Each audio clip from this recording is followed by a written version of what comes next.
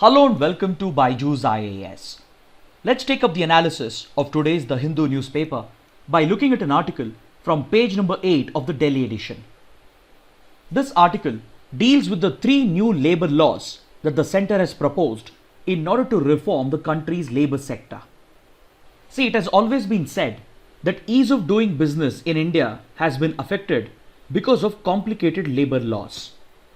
Earlier, there were at least 29 labour-related laws that dealt with various labour issues such as minimum wages, industrial relations, occupational safety, insurance, working conditions, social security, maternity benefits, etc. These multiple laws were not only outdated and completely out of tune with the demands of a modern economy, but they were neither helping out the industry nor the labourers, and thereby it was affecting labour welfare in India and as well as the ease of doing business. So in order to reform the labour sector, the government of India had proposed to simplify the labour laws by revising and updating the multiple laws that existed, and by subsuming these multiple laws into 4 codes, that is the Code on Wages, the Industrial Relations Code, the Occupational Safety, Health, Working Conditions Code, and as well as the Code on Social Security. So these 4 labour laws were proposed by the centre to transform the labour sector and make it easier for the industry while protecting the interests of the labourers. So accordingly, the Code on Wages was introduced in the Parliament last year, and it was passed by the Parliament as well in 2019, thus codifying a new law with regard to minimum wages and as well as with regard to perks, increments and other employment benefits. Along with the Code on Wages, 3 other laws were introduced by the centre last year in the Parliament, and this included the Industrial Relations Code, the Occupational Safety, Health, Working Conditions Code, and the Code on Social Security. But after the Code on Wages was passed by the Parliament, the other 3 laws, they ran into a controversy because they were opposed by the opposition parties, which felt that these laws were completely pro-industry and they were going against the interests and the welfare of the labourers. So as a result of these opposition, these 3 laws were referred to the Parliamentary Standing Committee on Labour, and several recommendations were obtained from all the concerned stakeholders. But now, the government has withdrawn these 3 previous bills introduced in 2019, and yesterday it has introduced 3 new bills in their place in order to amalgamate all the laws on social security, occupational safety and industrial relations.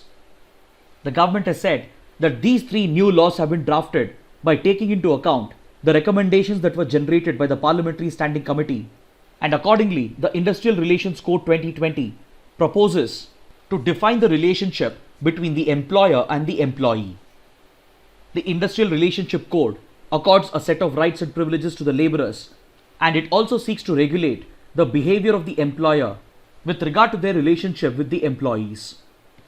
So under the new Industrial Relations Code, it has been proposed that any industry which employs less than 300 workers, it can terminate those workers without obtaining prior approval from the government.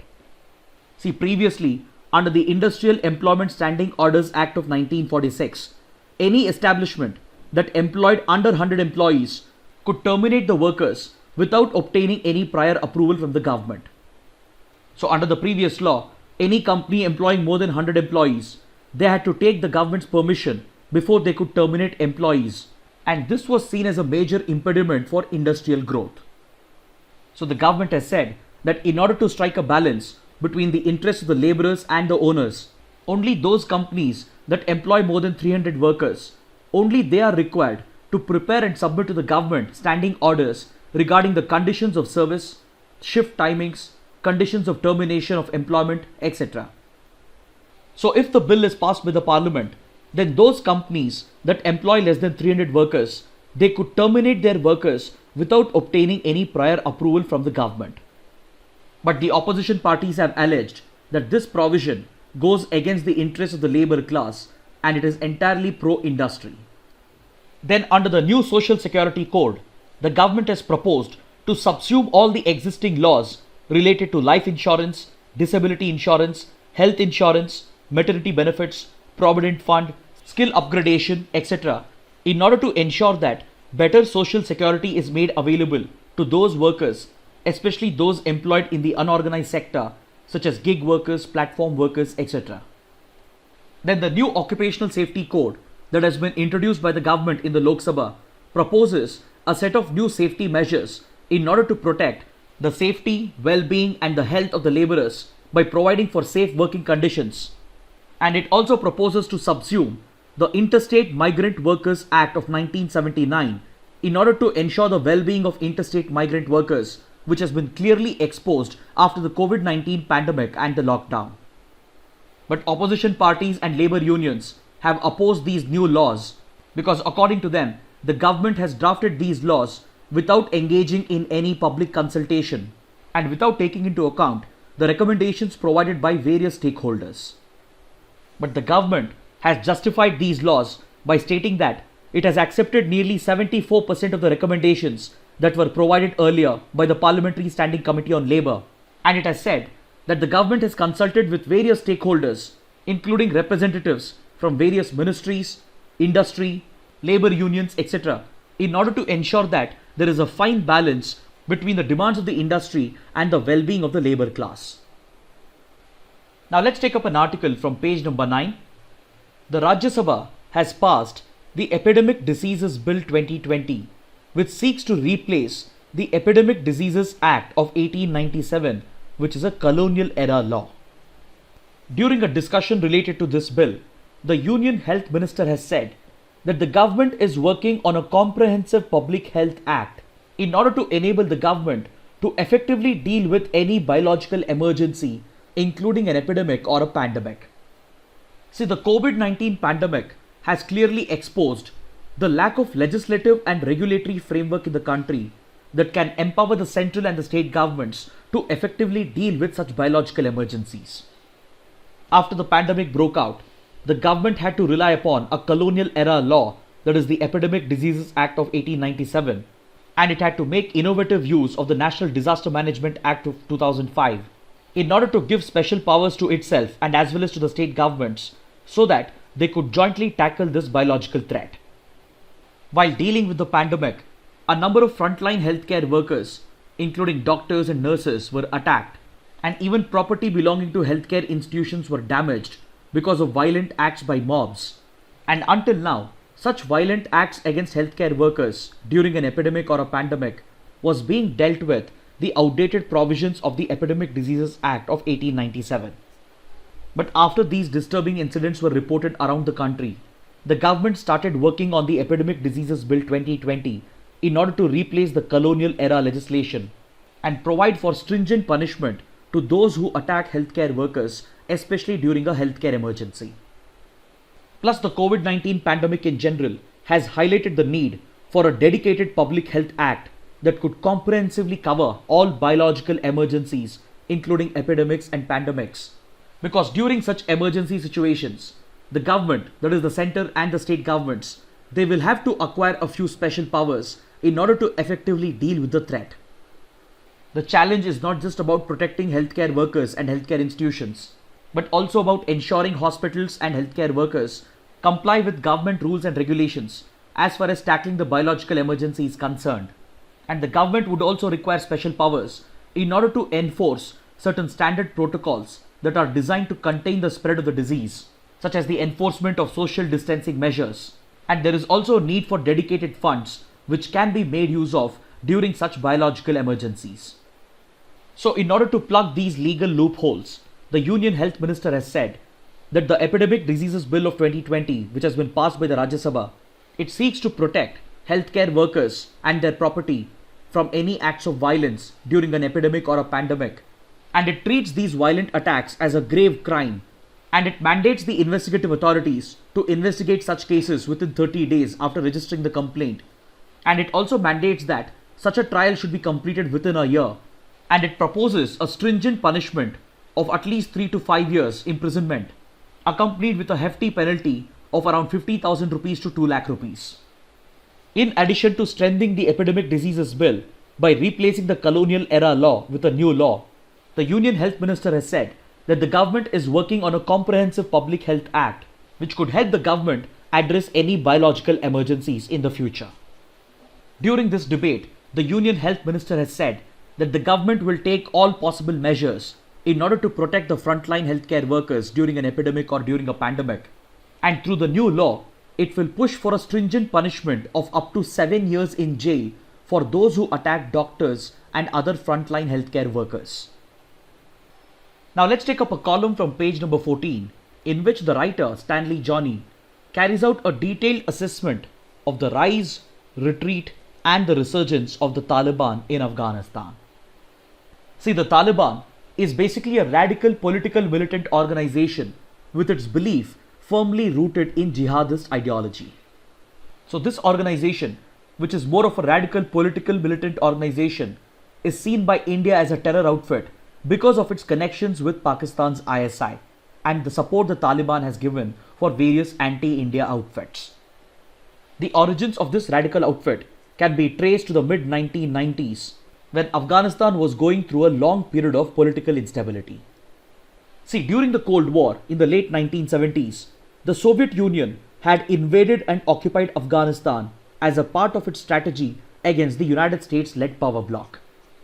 So following this Soviet invasion into Afghanistan, the United States initiated a covert proxy war against the Soviet Union in the 1980s in order to weaken the Soviet Republic as a part of its Cold War era strategy. So in response to this Soviet invasion, the United States started supporting the creation of an Afghan Mujahideen that could offer resistance against the Soviet invasion and wage a guerrilla war or an insurgent war against the Soviet forces. And the CIA of the United States waged this covert war with the support of Pakistan's ISI and as well as with the support of Saudi Arabia. So during the Cold War, this is how these three countries played a direct role in supporting the creation of a radical outfit such as the Afghan Mujahideen as a part of their covert war against the Soviet Union. Throughout the 1980s, the Afghan Mujahideen waged a successful insurgent war against the occupying Soviet forces, and this eventually led to the defeat of the Soviet Union and the Soviet forces retreated by 1989, thereby creating a political vacuum in Afghanistan. Even as attempts were made to restore political stability in Afghanistan following the retreat of the Soviet Union, infighting amongst various factions of the Afghan Mujahideen plunged the country into a civil war. It was during this volatile period of early 1990s that a fertile ground was created for the establishment of yet another radical organization known as the Taliban. By the mid-1990s, the Taliban had been set up as a radical political militant outfit under the leadership of Mullah Omar, and he built up an organization comprising mainly of the remnants of Afghan Mujahideen, and it was largely a student-based organization who were predominantly drawn from radical madrasas that are located along the Af-Pak border, and with the support of Pakistan's ISI, the Taliban established itself as a predominant power in Afghanistan by capturing key cities in the mid-1990s with the objective of restoring stability and order in the country and with the objective of enforcing a strict version of the Sharia law. By 1996, the Taliban managed to capture state power, and this is how it established the Islamic Emirate of Afghanistan, which was ruled by the Taliban for a period of 5 years between 1996 and 2001. So this phase in the 1990s, going all the way up to 2001, marked the rise of the Taliban to power, but the 9/11 attacks of 2001 carried out by the Al-Qaeda would eventually lead to the downfall of the Taliban. Because as the Taliban ruled Afghanistan during this period, it provided space for a number of terror outfits to operate out of Afghan soil, including the Al-Qaeda and as well as several anti-India terror outfits that were predominantly backed by the ISI. So when the 9/11 attacks were carried out against the United States by the Al-Qaeda, the United States declared a global war on terrorism, and it looked to target the Al-Qaeda and its top leadership, including Osama bin Laden, by creating an international coalition force with the approval of the UN Security Council, known as the ISAF or the International Security Assistance Force. So in this global war on terrorism, the United States expected the Taliban government to cooperate so that the Al-Qaeda, which was responsible for the 9/11 attacks, could be brought down. But the Taliban, being a radical outfit, it chose to stand with Al-Qaeda and it refused to ally with the United States. This led the US to declare a war on Afghanistan, and with the approval of the UN, it invaded Afghanistan with the International Security Assistance Force and thereby toppled the Taliban government in Afghanistan. This defeat at the hands of the United States marked the fall of the Taliban, but following this defeat, most of the Taliban fighters, they fled to the northern mountainous areas of Afghanistan in order to seek shelter. And even before the US-led coalition force could invade Afghanistan, the top leadership of the Taliban, led by Mullah Omar, they had already been safely escorted across the border into Pakistan with the support of the ISI, because it saw the Taliban as a strategic asset against India.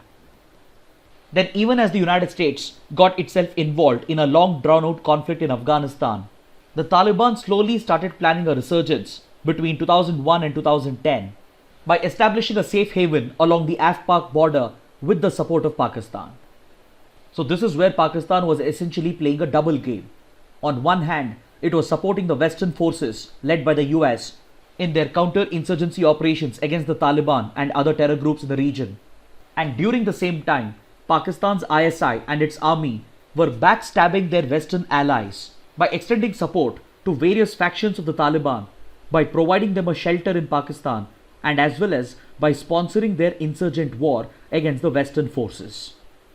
So this prolonged insurgent war of the Taliban against the American and Western forces plunged the country into a civil war again, and this long drawn out war of attrition became a very unpopular conflict back home in the United States. Because now it has been nearly 19 years since the American forces got drawn into this conflict, and over the years thousands of American soldiers have lost their lives because of repeated attacks that have been carried out by the Taliban and its various factions.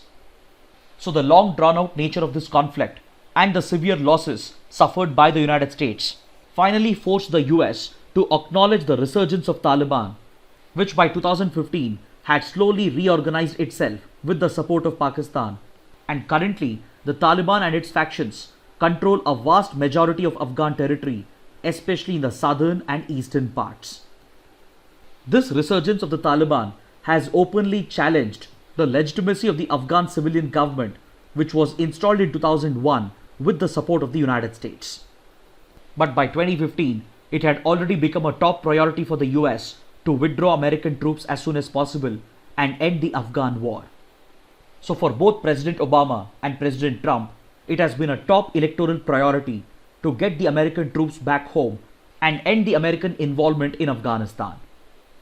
For the sake of this, the United States had to open negotiations with the Taliban itself, because right now the US was looking for a face-saving exit.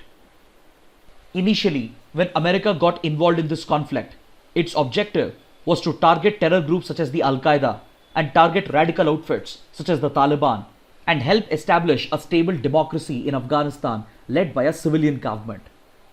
But today, the United States has lost out on all these objectives, and over the last few years, we have witnessed a complete resurgence of the Taliban and thereby its increasing hold over the future of Afghanistan.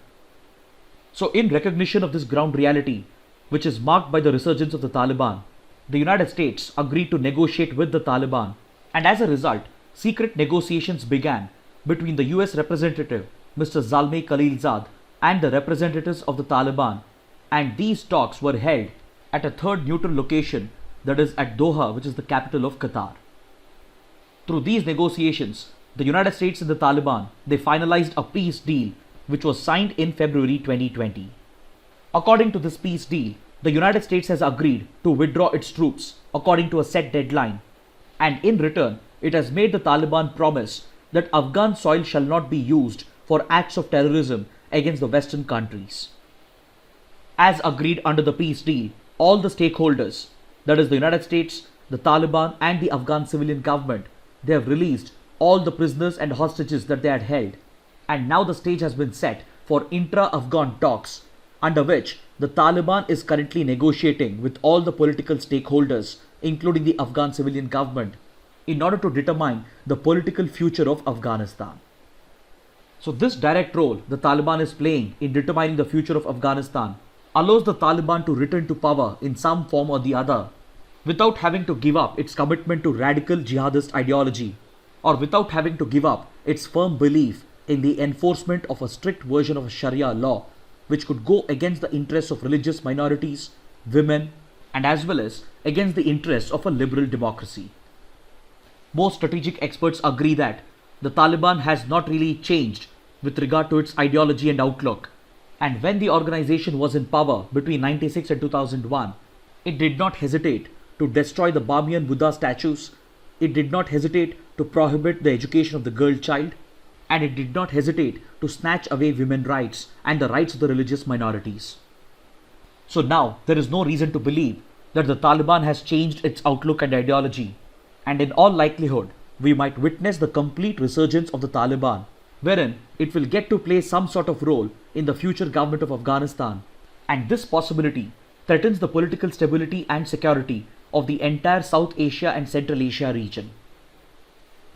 Now let's take up an article from the Science and Technology page which could be important for prelims. This article answers the question of rusting on the surface of the moon.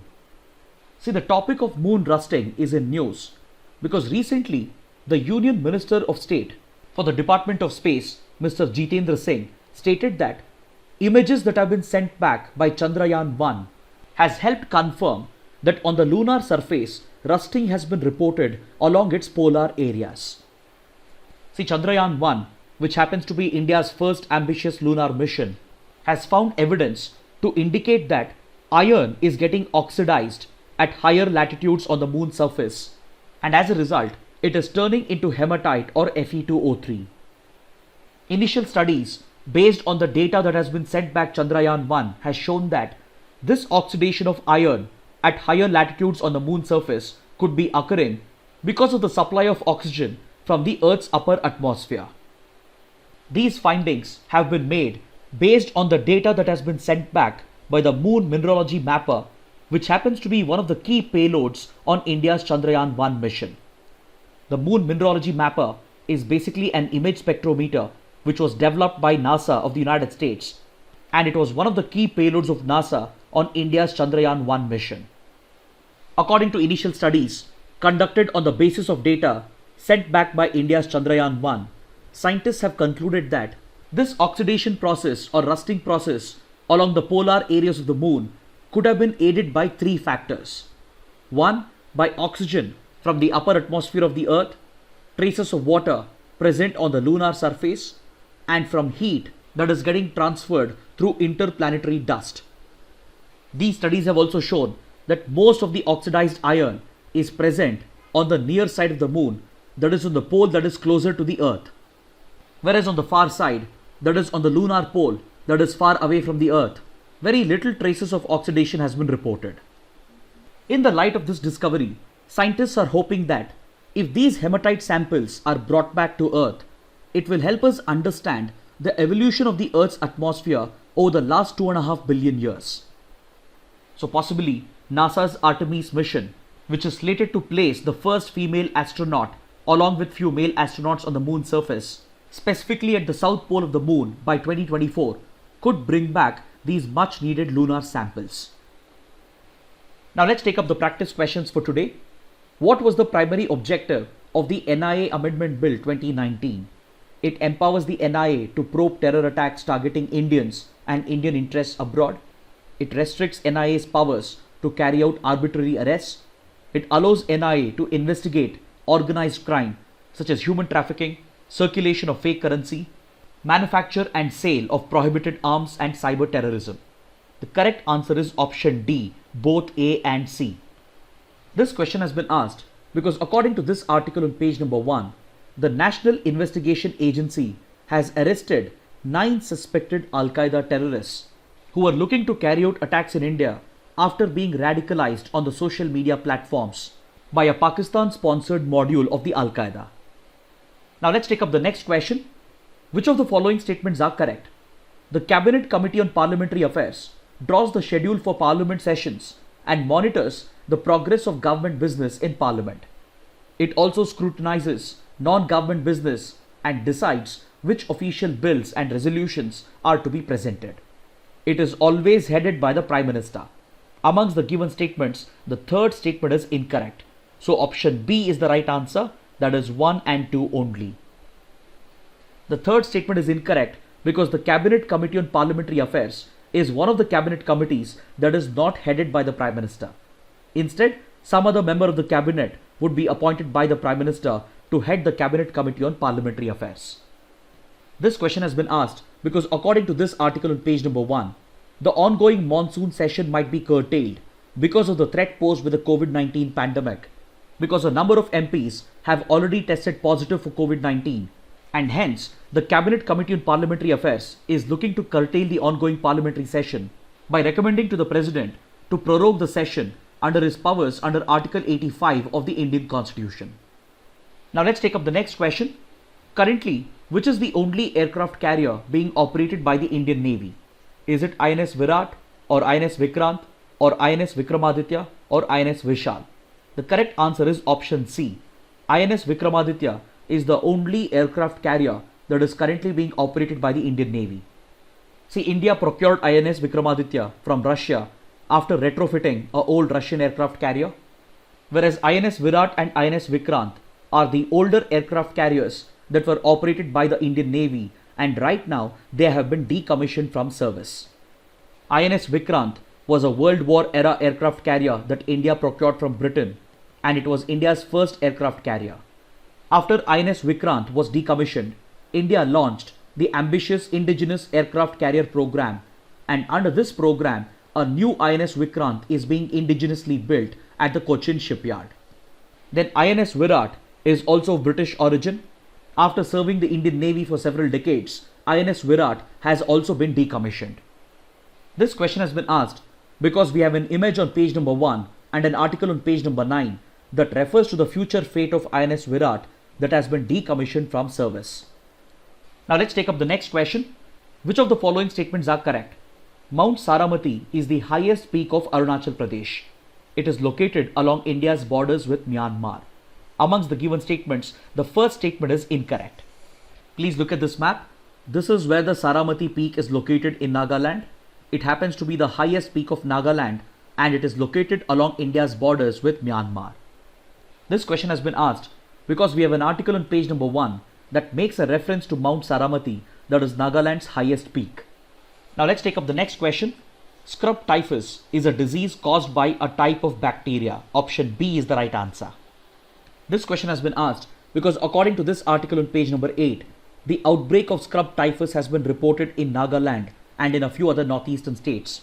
And this bacterial disease is primarily spread by the bite of ticks or mites, which get infected after biting the natural hosts of this disease, that is rodents. Now let's take up the next question. The CRISPR-Cas9 system or technology finds application in gene editing, basic biological research, development of biotechnology products, diagnosing diseases. Option D is the right answer. All the 4 can be applications of the CRISPR-Cas9 technology system. See, CRISPR is primarily a gene editing technology, and it makes use of the Cas9 protein structure for this purpose. This technology finds numerous applications in gene editing, which will help in improving productivity of crops, treating genetic disorders, etc. This technology can also be used to further basic biological research, to develop a variety of biotechnology products, and as well as to diagnose certain category of diseases. This question has been asked because according to this article on page number 9, the Tata Group has developed India's first CRISPR-9 test in order to quickly detect COVID-19. Now let's take up a practice question from the 2016 prelims paper. In which of the following regions of India are you most likely to come across the Great Indian Hornbill in its natural habitat? See, the Great Indian Hornbill can be predominantly found in 3 natural habitats of India. One is the Western Ghats, 2 at the foothills of the Himalayas, and 3 in the northeastern parts of India. So amongst the given options, option D would be the right answer. Finally, let's take up a couple of mains practice questions. The first question, discuss the recent legislative reforms that have been proposed to the labor sector. The second question, write a detailed note on the rise, retreat and resurgence of the Taliban in Afghanistan. So kindly write an answer to these questions and post your answers in the comment section below. So this concludes our discussion for the day. Thanks for watching.